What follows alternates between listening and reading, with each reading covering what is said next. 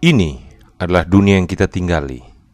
Jika saja kita tidak hidup dan dikelilingi olehnya setiap hari, jika saja kita mau memperhatikannya dengan seksama, kita akan terkejut dengan betapa rumitnya dan luar biasanya dunia ini.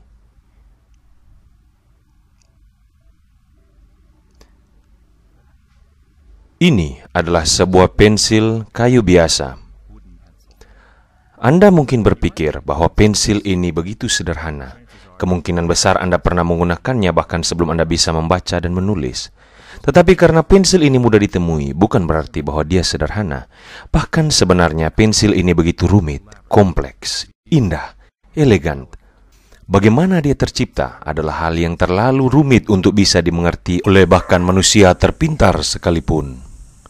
Ini adalah bahan dasar untuk membuat pensil: grafit, kayu cedar, logam, dan karet.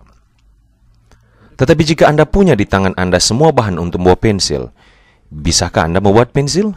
Mungkin tidak semudah yang Anda bayangkan. Bahkan sebenarnya tidak ada satu manusia pun di muka bumi ini yang mampu membuat pensil tanpa dibantuan dari jutaan orang lain.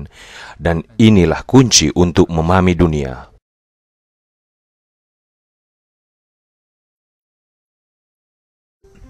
Pensil, seperti Anda dan saya, adalah hasil keturunan dari sebuah pohon silsilah.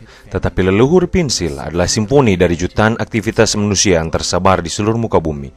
Melalui pekerjaan dan pengetahuan mereka, jutaan manusia ini membantu terciptanya pensil yang sederhana ini. Tidak seperti pohon silsilah Anda. Pohon silsilah pensil dimulai dengan pohon sebenarnya. Leluhur terdekat pensil adalah kayu cedar yang dipanen di Amerika bagian barat laut. Tetapi penebang yang memotong gelondongan kayu adalah juga leluhurnya, dan penebang kayu ini tidak bekerja sendirian. Mereka dibantu oleh orang-orang dan industri yang memproduksi gergaji mesin, tali, dan alat lain yang tak terhitung jumlahnya. Mereka juga adalah leluhur pensil. Demikian juga dengan pelayan di rumah makan yang menjual makan siang para penebang kayu. Belum lagi ribuan orang yang terlibat dalam memproduksi makan siang sederhana tersebut. Melintasi ruang dan waktu, jejaring pekerjaan ini bertumbuh. Perhitungkan juga jalan, truk, kapal, dan sistem komunikasi, serta orang-orang yang merancang, membangun, dan memeliharanya. Mereka semua diperlukan untuk membawa gelondongan kayu tempat pepotongan dan pabrik tempat gelondongan diproduksi menjadi papan. Mereka semua adalah juga leluhur, nenek moyang pencipta pensil. Dan bahkan dengan semua pekerjaan ini, orang-orang ini baru memproduksi papan kayu, bahan setengah jadi dari badan kayu sebuah pensil. Tetapi silsilah pensil jauh lebih besar dan luas. Grafit ditambang di Cina dan Sri Lanka. Di pabrik pembuatan pensil, grafit dicampur dengan tanah liat dan bahan lainnya untuk selanjutnya dimurnikan, dikeringkan, dan dibakar dalam tungku. Orang-orang dari berbagai benua dan budaya yang mungkin saling bermusuhan secara politik bekerja sama untuk membawa bahan ini dan berbagai peralatan dari berbagai penjuru dunia. Mereka juga adalah leluhur dari pensil. Demikian juga dengan penghapusnya.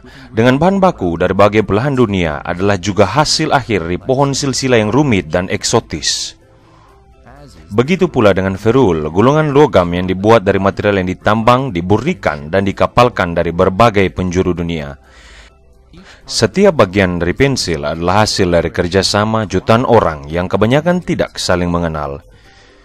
Bersama mereka membentuk proses yang terus-menerus berubah dan beradaptasi.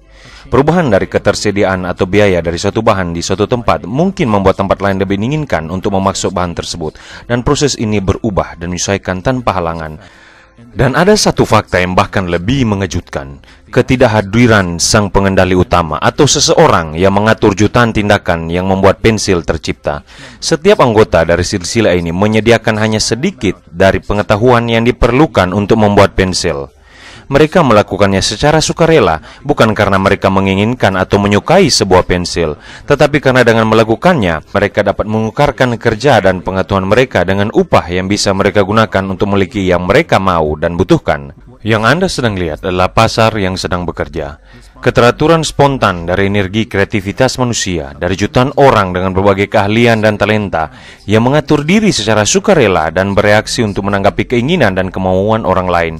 Seakan-akan mereka dituntun oleh tangan tak nampak untuk menghasilkan hasil yang bukan merupakan keinginan sebenarnya mereka. Setiap detik kehidupan kita diuntungkan oleh berbagai produk dari kerjasama sukarela dan spontan tersebut. Inilah dunia modern kita, ajaib dan rumit, dan akan menjadi lebih baik dari hari ke hari selama kita membiarkan manusia merdeka untuk berinteraksi di antara satu dengan yang lain. Jika kita bisa menghapus hambatan dari energi kreativitas umat manusia, tidak akan ada batas dari apa yang bisa kita capai bersama.